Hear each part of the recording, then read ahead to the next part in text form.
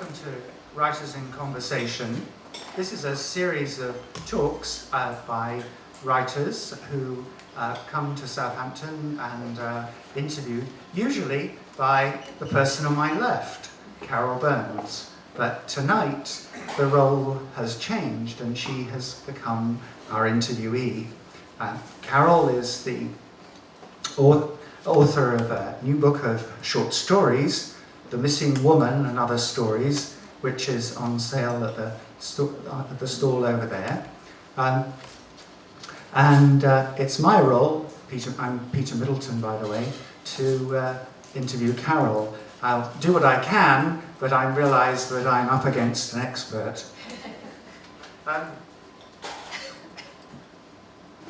So, the short story, I think, is a genre that in the UK has been something of a second-class citizen in the world of literature.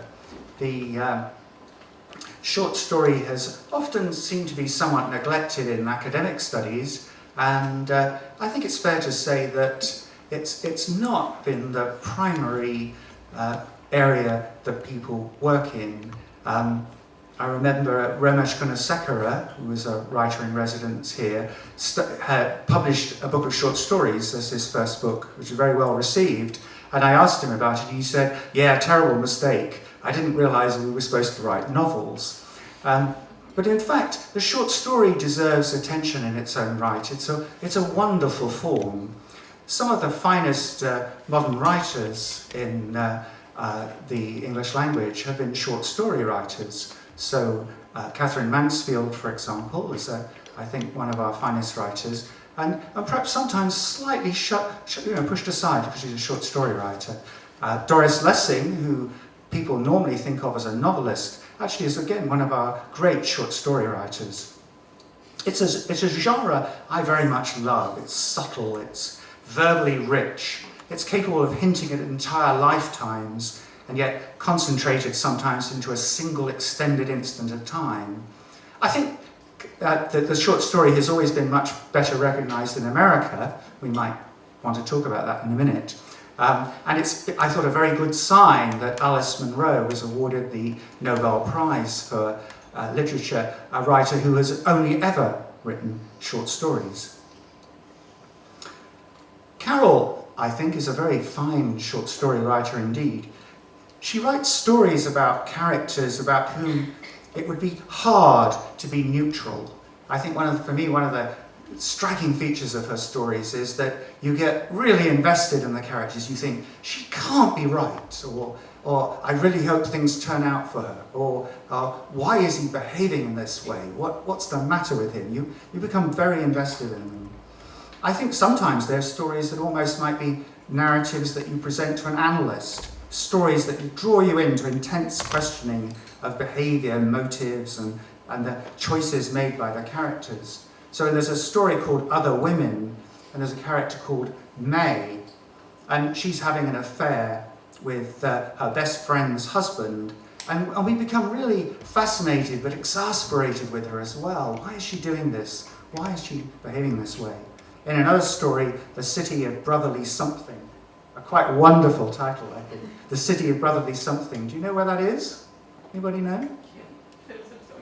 Philadelphia, yeah. The City of Brotherly Something, the missing noun, hidden by that evasive word something, points readers to the theme of whether certain actions and choices are signs of love. The character Tree, or Teresa, her inability to decide whether she loves her ex-lover David and whether he still loves her, points us to the mystery of her father's remarriage. Is it for love or companionship or out of grief or for some other reason? And it makes us readers think hard about all these characters and their doings. It seems to me, Carole, you really like to present dilemmas to readers and invite them to reflect on what's happening and why. Could you perhaps just reflect on this aspect of the fictions you write? And I know that you're keen to read us a story as well. I remember Peter was on my interview panel and I was hired here, and he said some things like that about my story, and I said, oh, can you just keep talking? I don't want to answer that question. I just want to have Peter keep talking about my stories. Anyways, thank you, Peter. That was a lovely introduction.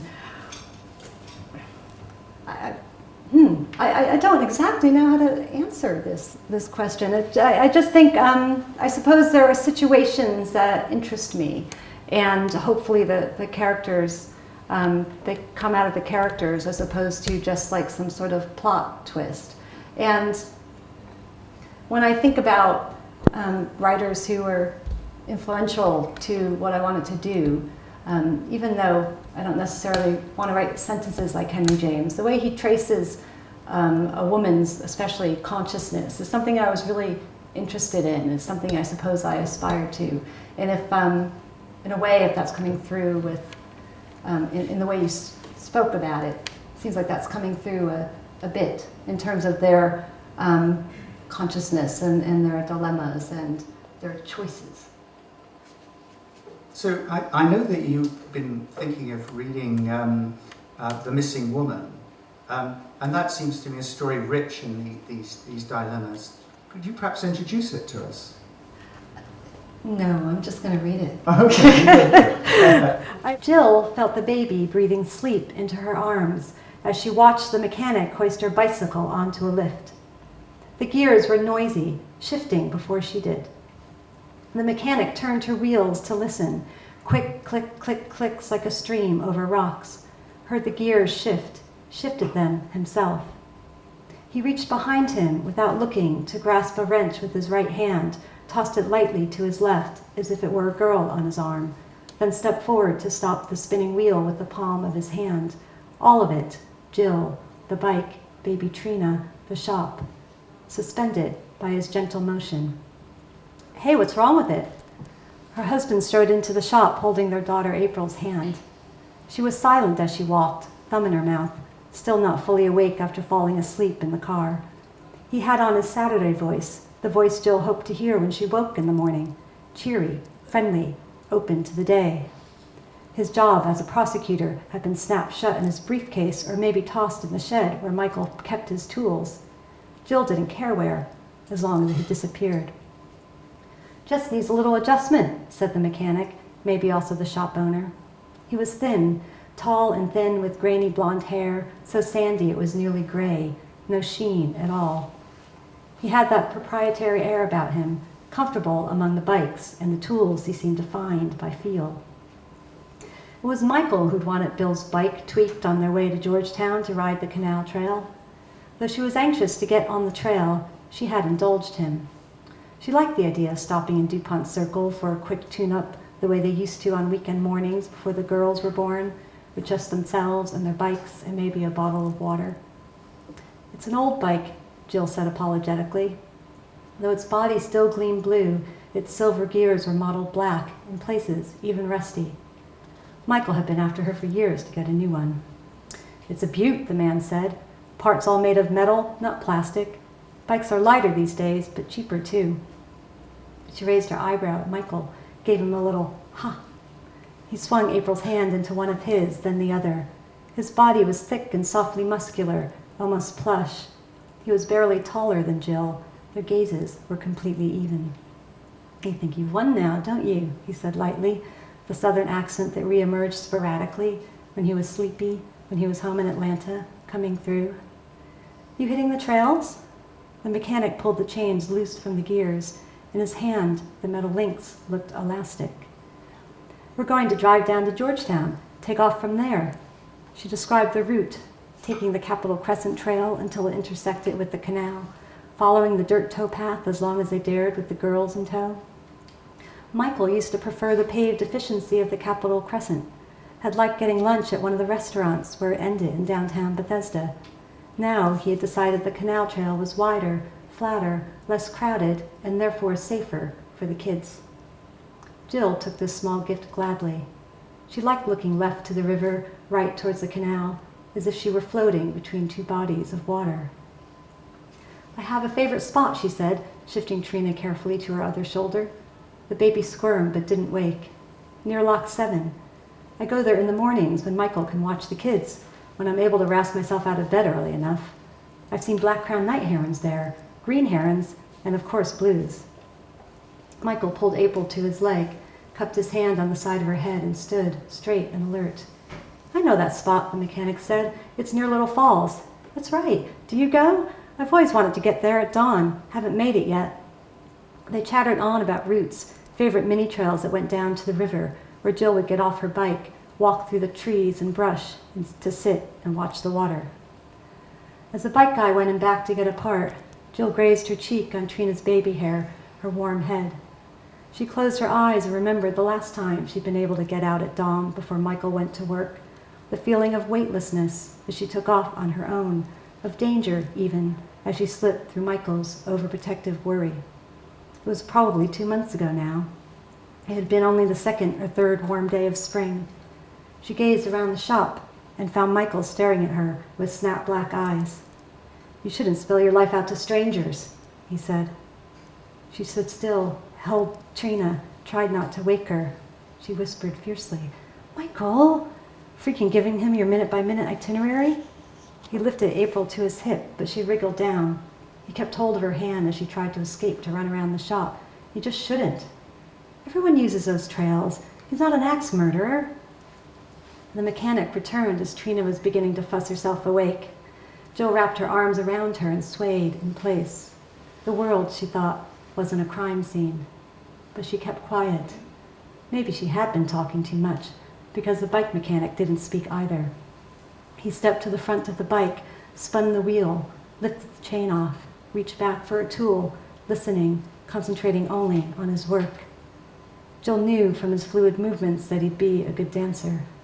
His touch was light yet attentive, his lead just that, a lead, not a push, so light you felt you were leading, the same way he let the bike lead while guiding it, just the same. He was probably gay, a thin dancing bike mechanic in DuPont Circle, so Jill let herself imagine dancing with him, his hand on her waist, his movements graceful. She could almost feel him guiding her as she held her baby daughter close, her husband, dark, stocky, by her side. So the next section is Michael's. And they leave the bike shop, they go down and set up all the various equipment they have for this, what used to be a simple bike trip. So, Michael will be, they start off at the end of this scene. Michael's in front. Is that right? I can't remember. Michael's towing both girls and Jill's in back. And so he likes that because then everyone's in sight. And anyways, the only thing you really need to know from this section is Jill has a nickname for all these things that they do, and they call this entire car and bike seat and everything, she calls it the Royal Entourage. Now they're on the bike trail. Ahead, 2 women wearing pants and jean jackets, as if it were cold out, were halting people on the trail. A younger woman, long black hair slipping forward in greeting, held out a friendly hand when she approached people. The other, older, with silvery blonde hair, stood back. They stuck out as incongruous. Political petition, Jill thought, here on the trail? Some people whizzed by on their bikes without slowing down. Even from a distance it looked rude, and Jill resolved at least to stop and hear what they wanted. "I'm sorry to bother you." The younger woman, carrying flyers, smiled in apology. Her face was pale as winter. "We're looking for a friend. She's been missing since Tuesday." "Since Tuesday?" Jill counted the days as she and Michael stood astride their bikes. She'd been missing for 5 days. The woman's sing-song voice nearly lulled the menace right out of what she was saying. Was her friend even alive? Why hadn't they read about this in the paper? The woman continued. "We think she might have been here on the trail." "Why do you think she was here?" Michael asked, sharp. "Her car was found in the neighborhood back there." She motioned behind her, right near the trail.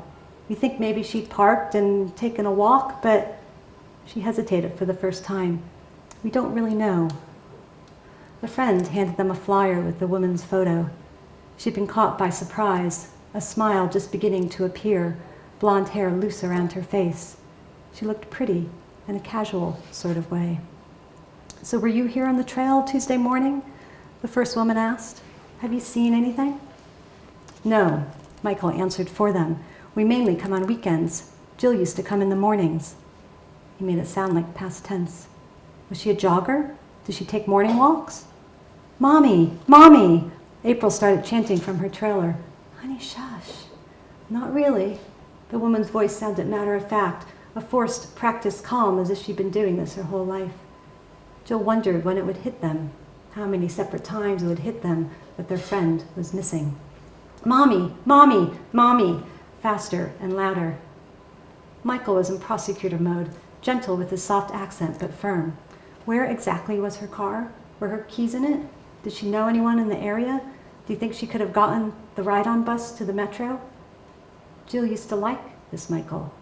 He used to make her feel safe, like he'd get all the information they needed. Today, she just wished he'd back down. The woman on the flyer stared back at Jill, her eyebrow raised as if in a challenge. She looked bemused, as if all of this, as if life, were slightly funny. Jill tried to figure out if she'd seen her on the trail on the few days she was able to get out on her own. Would she remember her? She might be more likely to recall someone's golden retriever, a limpy jog, before her face or hair. Did she take walks in the morning? Michael asked. Are you sure she was here on the trail? Listen. The second woman, shorter, stepped forward and spoke for the first time. She was wiry, intensely athletic, someone who, restless at dawn, might go hiking the trail. Listen, I'm her sister, and I don't even know, so thanks for stopping. No one said anything as the sister stood, hand on her hip, ready to move on. It was as if the missing woman herself had shown up to plead her case. Jill looked at the photo for a resemblance and recognized the woman's demanding gaze. Good luck, Jill said as she found her voice. I wish we'd seen her, that we'd been here. Michael turned to grab his handlebars, but Jill remained still. Ahead, on the trail, she saw that strong vines growing from the canal had already tentacled onto the dirt towpath. The woods across the canal, the swampy undergrowth between the trail and the river, the trail itself, all seemed vast and impenetrable. How would they ever find her? Then the river and the canal, which should have made the search seem easier, limiting the land to a thin strip, themselves became menacing, as if they could swallow up all of them, let alone one woman missing for 5 days. Yeah, good luck, Michael added. Can we help? Jill asked. Popped out of her mouth as she thought of how quick the growth would get as the summer went on. Did the sister know? By July, it would feel like a jungle. Mommy! Mommy! Mommy! She could sense Michael stiffen, though he released his handlebars, smiled pleasantly. I mean, can we help you look for her? Jill asked. Do you have enough people looking? The women hesitated. The young one glanced at Trina and April. Sure, but... The sister finished. You've got a full boat today. Michael stuck out his hand, wished them luck again, and ended the conversation without seeming as if he'd cut anything short, though Jill knew he had. He had cut her short from volunteering the whole family, from turning their bike ride into a search for a woman they didn't know. She thought about saying something as the women walked away, but didn't. You really shouldn't be biking this alone, he said, his foot on his pedal. April was quiet as she sensed they were setting off again. You don't even know she was on the trail, Jill said. He took off. She looked back at the women halting 2 walkers, answering questions, although they didn't have much information to share, didn't know why their friend and sister was missing, what she'd been doing, where she had been. Was she a jogger? I'm sorry. Good luck. Jill got on her bike and caught up to Michael, Trina, April, the royal entourage. She didn't look back again to see. Michael felt himself riding faster than normal. He slowed down, then began thinking again of the woman. Missing for 5 days already? She didn't stand a chance, and knew his legs were pumping faster again. April's cart rattled loudly over a small pothole. Would Jill really have stopped to help? Did she realize this is what he did every day? Help people determine what happened to husbands, brothers, sisters who were killed, abused? Did she? I forgot to mention that Michael is a prosecutor in Washington, D.C., so I should have mentioned that.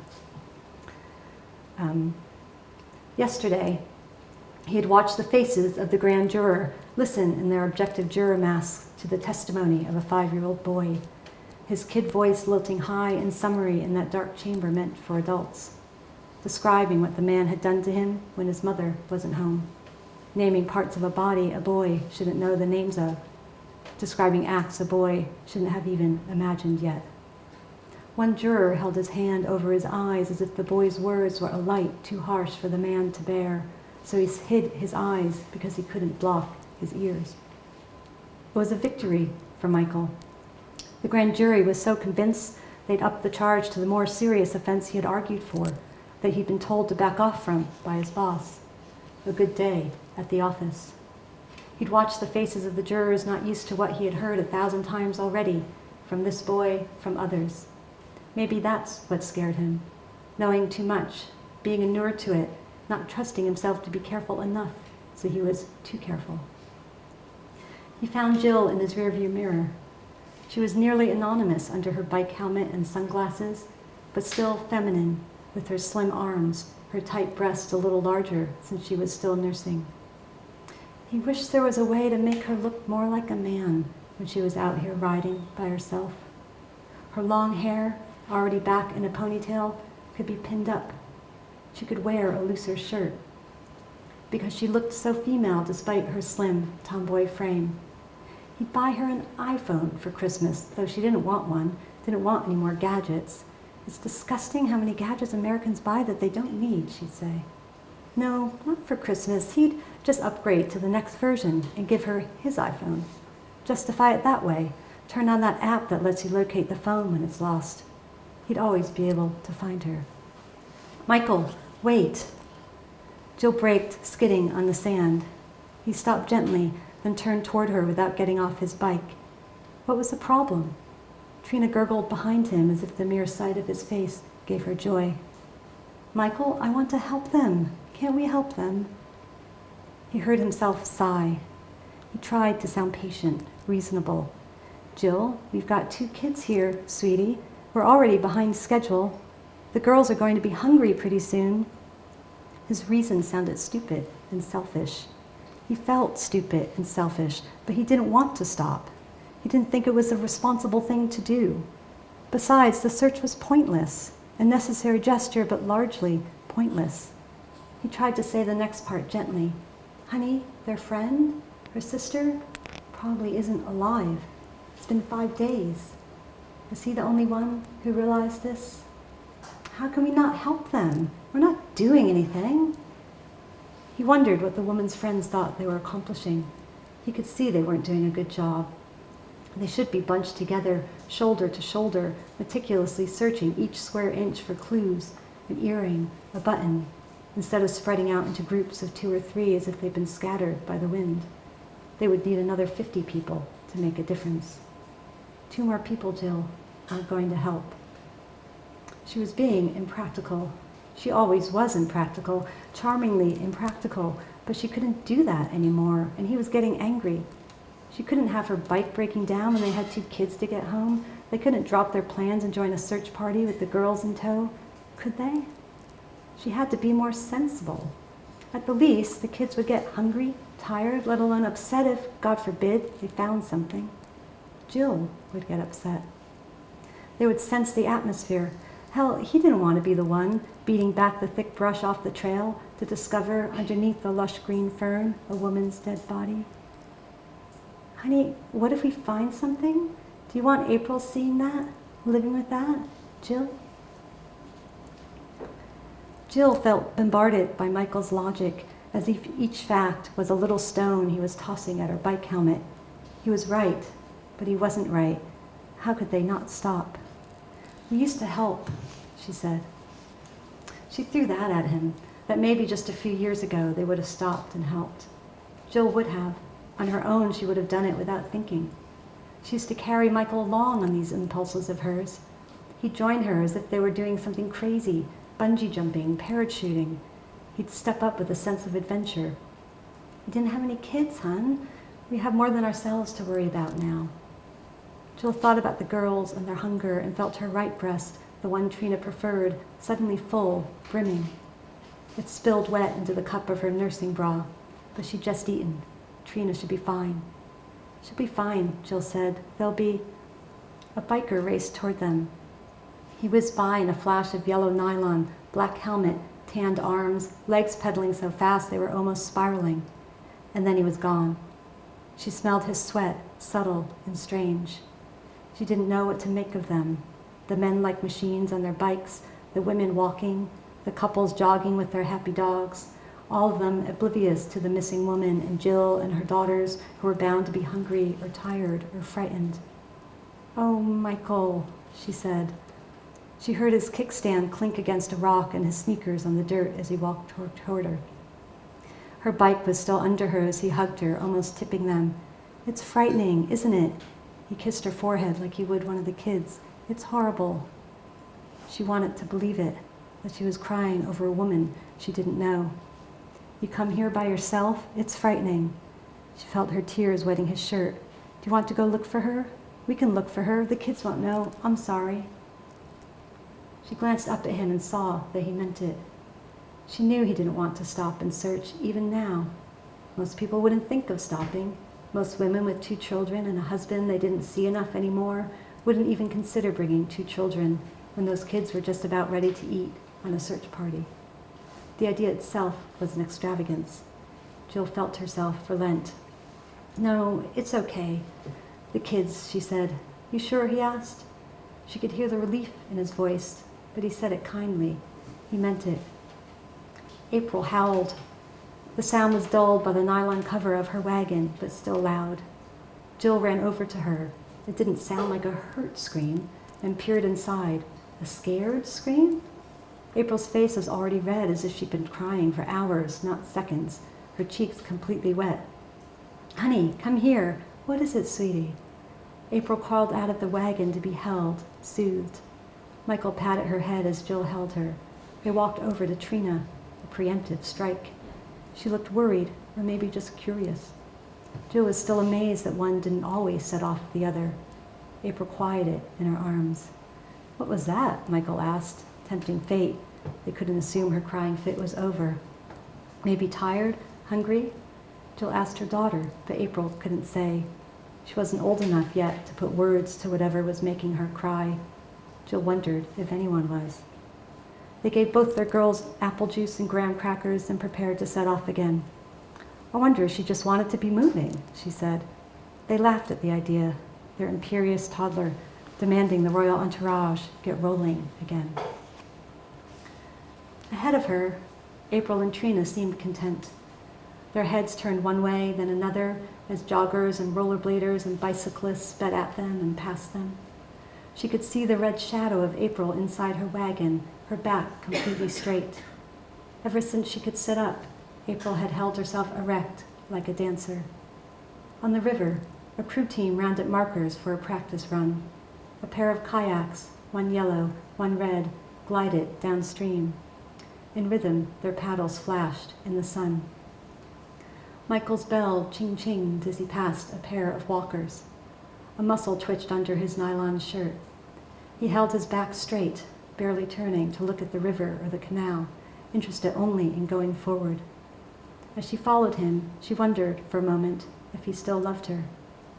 As he pedaled swiftly on, relieved to be going again, relieved her fit of willfulness was over, she felt this piece of him resisting her, steel-like, unyielding. Of course he loved her. She knew he did, but she didn't know it the way she used to, in a wave of knowing that stayed within her, never left but kept gently insisting as if she'd always known. Now she knew with her head. Of course he loved her, first with her head, before she could feel it in her heart. She also knew she'd regret not stopping. All day and all night and all weekend and years later, if she thought of it, she'd regret not stopping to help search for the missing woman. She wondered if her regret over not stopping would make her stop the next time. And she knew it wouldn't, and her regret turned inward as she wondered what was missing, why she wouldn't be able to stop, why the kids and Michael and the fear of not being able to keep her family whole made her unable to follow her instinct to reach out. Thank you.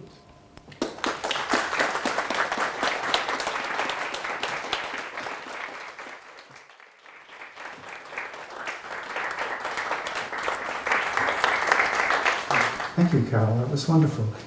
What I particularly noticed in that story, as in a number of others, is that you're very interested in those moments when that we shift from the heart to the head, or the embodied self to some more abstracted idea of who we are.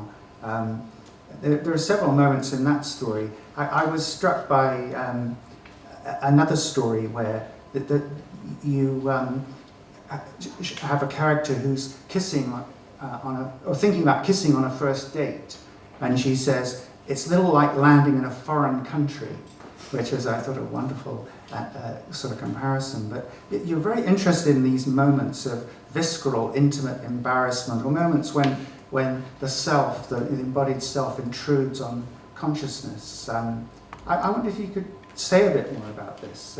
It seemed a very, very powerful part of your writing to me. I suppose to me it's a reflection of inner conflict with the character, where often you have an instinct to do something, or you want to do something, and then your head stops you. And I also think that there's often we can just feel things instinctually in a way that our head can rationalize them away. And with the title of The Missing Woman, I mean, The Missing Woman wasn't the first story I wrote, and it wasn't either the title of the collection. It was one of the later stories I wrote, and when I wrote it, obviously the title of that story would be The Missing Woman, and I thought, oh, this is a perfect title for the collection, because the women are either literally missing, like this woman who's disappeared from a bike trail, or a mother who's in rehab, or they're metaphorically missing some piece of themselves. So, and that has to do with a conflict of something they're not listening to in themselves, I think. I do have a funny story that when I was in Washington, D.C., and was having a... Sorry. It's okay. Stop behaving yourself. And explained to somebody this idea. I at the time hadn't used the word metaphorical. I said that, as a woman are literally missing or missing a piece of themselves. And the man said, like an arm? So I always use the word metaphorically now and there. Now, you mentioned Washington. I wonder if you could tell us a bit about your background and how you came into writing. You worked as a journalist, didn't you, at one Yes. time? Do you think working in journalism has led you into writing, or helped you in your writing in any way? Oh, I think it was a stop along the path. I mean, I always wanted to write, but I didn't have the moxie to just go and do it. And I also knew I needed some kind of way of earning money. And so when I was an undergraduate, like a lot of my students, I had an English degree. I studied English, but I took the creative writing class module here and there. And, and I loved those. But I knew I had to get a job, so I volunteered for the student newspaper. And then I sort of fell in love with journalism itself, and that was after my BA. That's what I did for 6 years full time. But there's a moment when my partner at the time was, the New York Times, as you guys probably know, on Sunday is about that big, and there's about 80 sections. And he was pulling all the news sections, and I was pulling the book review section. And I thought, wait a minute, this is what I want to be doing. And so then I started taking graduate classes, and then I enrolled in the MFA program at Columbia. I see. Because I always think of journalism as a great training in several aspects of fiction writing that are vital. Above all, being a good observer, being able to notice what's happening and then find words for it. But also sort of thinking through, if you like, the evidence for the story. What kind of journalism are you doing, if I might ask? Oh, I was very much, in those early years, a local news reporter, working for, medium-sized newspapers in Connecticut, which is where I grew up. And at one point, we joked I had the 4-H beat. It was health, humanities, human services, and holiness. Covered religion.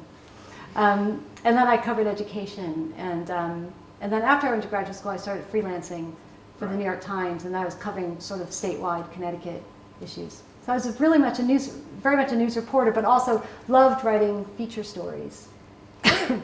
And so that was probably a way of being a little bit creative. Yeah, I feel in the story that you read to us that I can see the journalist somewhere in the background in the portrait of the prosecutor. There's something that one of the characters says, and I'm going to forget which. It's a long division, I think. There's a character who, as I read the story, is sort of obsessively worries over the lost moments of a life. You know, that nothing must be lost, everything must be remembered and recorded and sort of almost relivable. And I wondered, it just intrigued me as just an insight, because your story is ambivalent about that, but that must be something else that you've thought about as a writer. Well, I suppose the story I just read has a lost moment of what would have happened if Jill could have sent Michael on with the kids, really, and stopped herself. I mean, there's a lost moment there, and that's she talks about it, that it will haunt her in some way. Yes, that's sort of powerful. I think in a moment I'll ask our audience for questions. I guess I've got sort of, if I may, just ask one more. Actually, I want to ask you a couple of questions. Actually, one was just in the story that God, who was himself whispered in her ear, you have a portrait of a storyteller, a professional storyteller, and I highly recommend this story. It sort of folds in on itself, so there's a story within a story, almost within a story. But have you ever done that? Have you ever been tempted to be a storyteller? No, I'm really not at all like that. The way, but I have a friend who is a storyteller, and in fact, I stole his story. That is my friend, telling his story. The rest, of course, isn't true. But and he was fine with that, because storytellers feel that's what stories are there. You use it in the way that you want to use it, and they make a story their own. And so I definitely adopted that story that he told. Yes, so the story is recirculating, as it were. It feels like a folk tale sort of rubbed down by retelling and retelling. Yeah. But I think it was your mention of what I was going to ask you before I recalled that was something about your endings.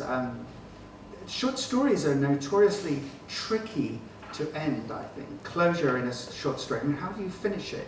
Sure, the story gets going, but notoriously, writers find that stories get away from them, and what was supposed to be a short story becomes a novella or even a novel. I particularly like the way you end the story, My Life in Dog Years, which is a great title in itself. But could you tell us something about how you think about endings in stories? I think they sort of find themselves. I'm not really sure that I can plan it. I don't write in order. My early drafts, even on a novel, is I write in longhand, usually, completely out of order. I often don't even know I'm working on a story yet. And so, and when I have enough in my longhand notebook to sort of allow myself to put it on the computer, that's when I begin to shape it and order it and sort of figure out what it's about. And so whether that ending is in that notebook or it comes later, I think really depends on the story. I'm trying to think if there's any story where I knew the ending when I started, and I don't think so. You had mentioned that My Life in Dog Years seemed to end very sort of naturally in a surprise. I think it was a surprise to me. Well, reading the story, you have a sense of astonishment almost that you share with the protagonist. She's done this seemingly crazy thing of bringing a dead dog home from the vet where she works, and at some point she wakes up to the fact that she's now going to confront her family, and they totally surprise her. Yes, and again, this wasn't a student today asked me how you go about putting symbols in your story, and I said we you can't really try to do a symbol because then it ends up feeling like a symbol, like the kind that you crash together.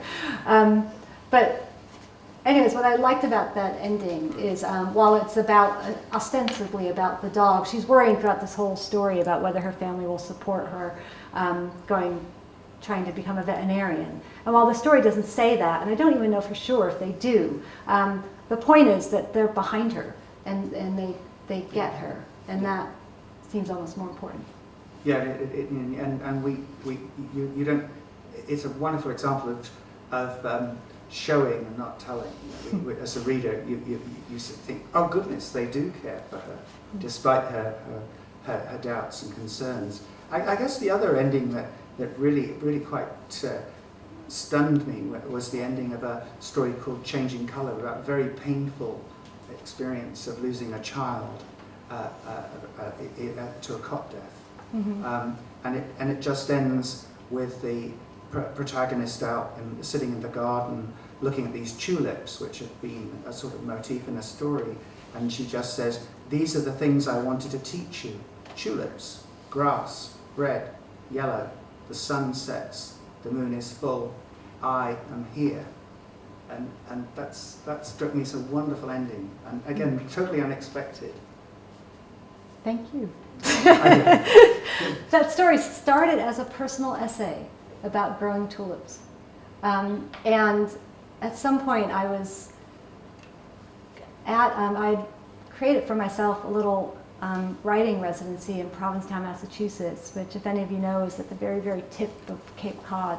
And I was working on my thesis for my MFA, which is like a dissertation. In fact, the MFA was 150 pages, the dissertation, so it was really more like a PhD.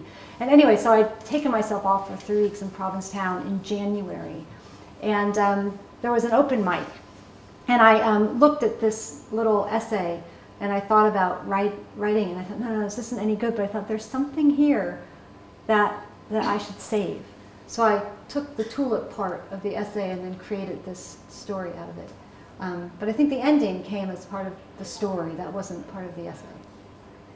Right, that feels very integral. It feels like the only resolution that it feels the right resolution, and it brings in the reader and the absent child and the tulips, and we don't know which is which.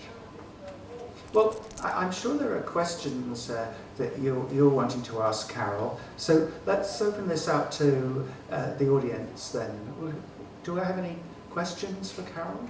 And I was going to ask whether you feel that when you're writing about America or revisiting your stories about America, whether things all seem slightly different now, or whether it's a slightly odder experience than it might have been, and maybe even a more creative experience. Yeah, it's interesting that the story that is God, who was himself whispered in her ear, is the only story that's set in the UK.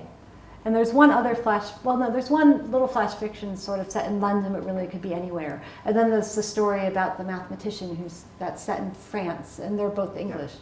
But otherwise, all my stories are set in America, as is the novel that's going around to publishers right now, as in the novel I started this summer. So it's odd. I know Margot Livesey is a Scottish writer who lives in America, and she said it was a big deal for her when a segment of her novel was set in America.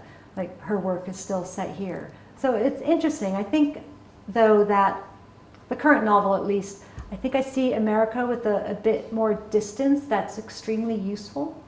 The only thing I worry about is, do I still know what it's like to live in America? Because part of the novel's set about 25 years ago, and part of it's set in the Obama era. And I've never lived in America in the Obama era. So, but it does feel like that's still what I want to write about. Do you think you might write a Welsh novel one day? I don't know. I'm pretty happy I've written a Welsh story. Yeah. I'm going to just leave it at that for now. It's got rugby in it. It does have rugby in it. It even at one point mentioned a specific player who was maybe been one of the reasons we lost yesterday or Saturday, which is a big moment of mourning in Wales. But anyway. Yes? It rather carries on from what Julian said. You use dialogue very effectively in stories, but do you feel, now that you're living in this country or in Wales, part of the time, that do you still feel tuned in to the sound of American voices, or do you feel that it's not really an issue? Do Americans still sound the way you remember?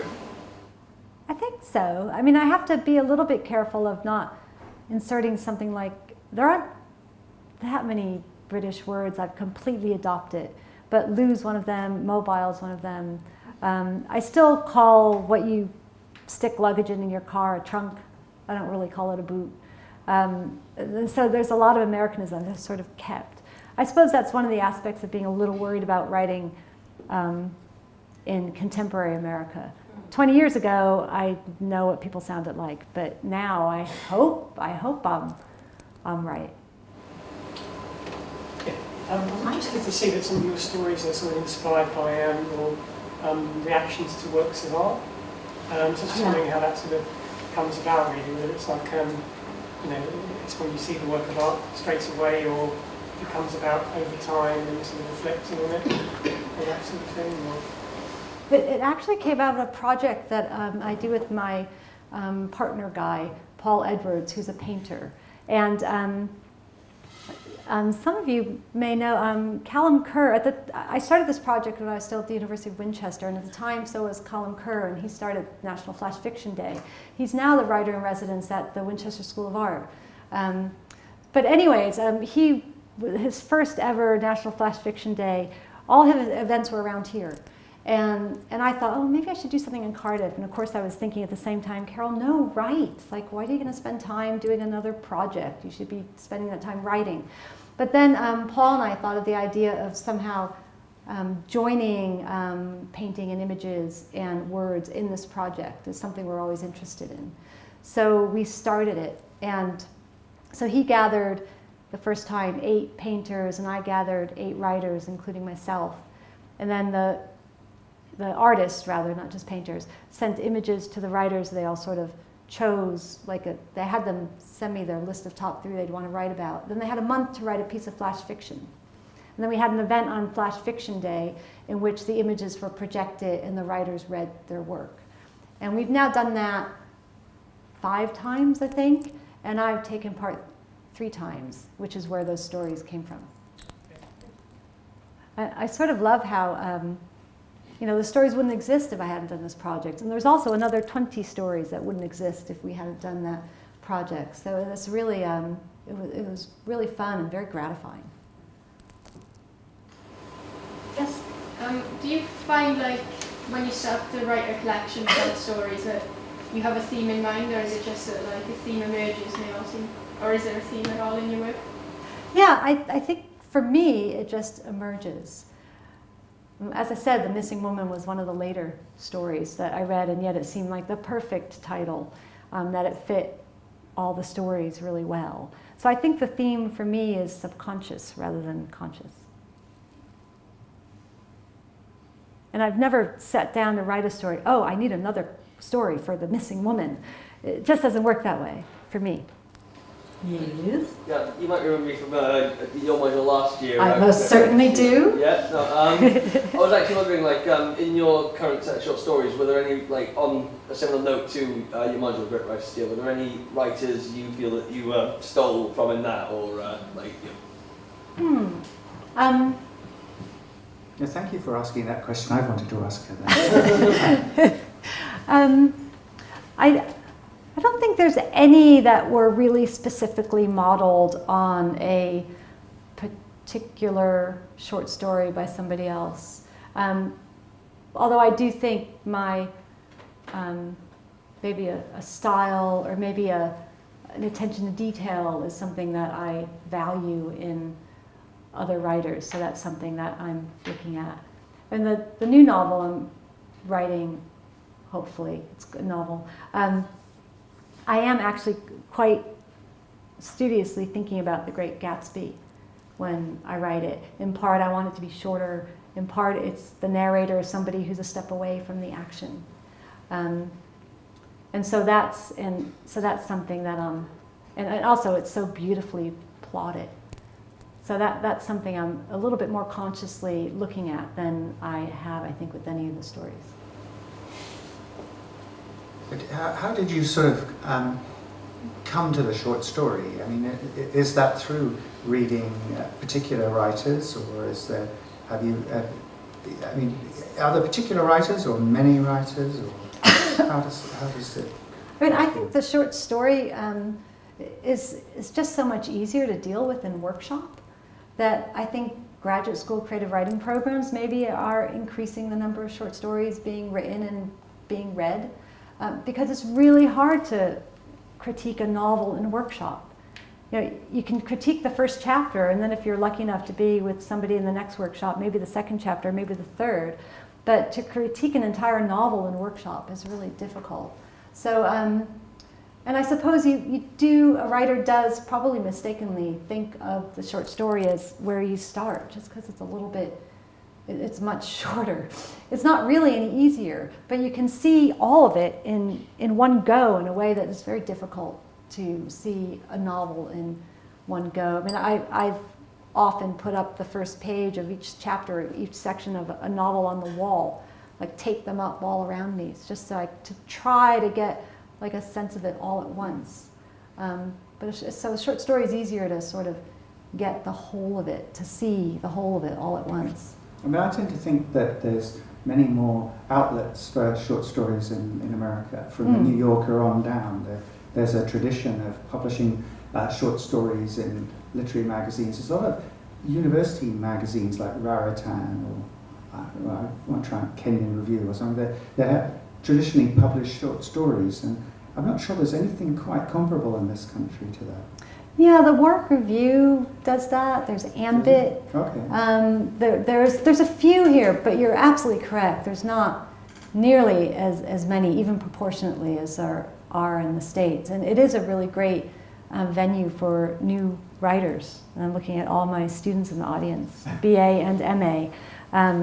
I mean, and even a really small, I was the fiction editor of a really small journal for a while called Two Rivers Review, and I used to get dozens and dozens of submissions for just one slot. So it's competitive, but the outlets are there, and it is it's really wonderful when something's accepted too. Yeah, I'm sure.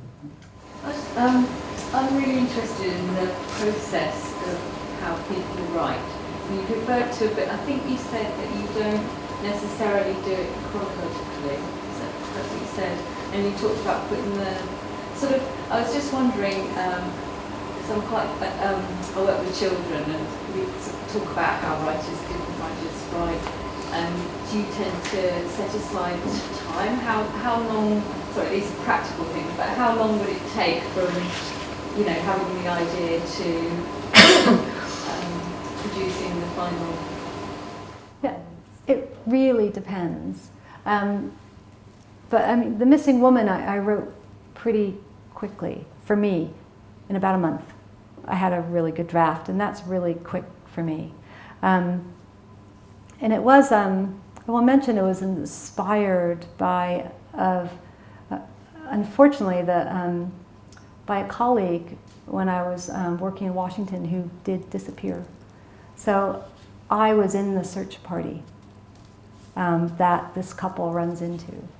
And I had no plans to write about this. I don't think I could have written about it directly because it was horrible. But I ended up writing about it somewhat indirectly. But I think that's why that story came about so quickly as well. It was really something I really had to deal with, grapple with in some way. And the God who was himself, the God who was himself whispered in her ear came pretty quickly as well.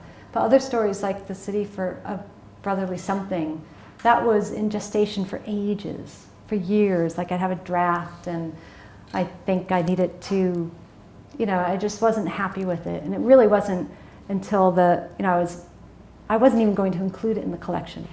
And I sent it to my editor and thought, you like this? And she did. So then I worked on it a bit more and tried to intensify it a bit. So it just varies from story to story.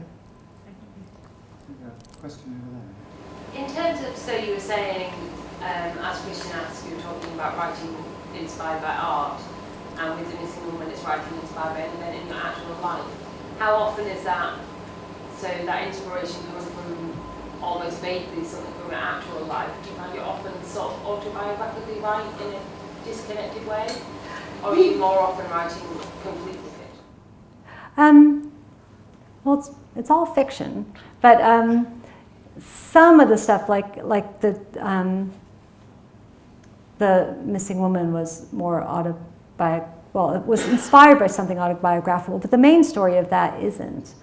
And then things like there's a story, Honor's Daughter, which is in part about a father trying to deal with an anorexic daughter and try to sort of talk her through wanting to live. And that was a bit inspired by a school superintendent I knew. He just mentioned one or two things about his daughter and mentioned that she was anorexic. And so, but I knew very little and just sort of was interested in that whole idea.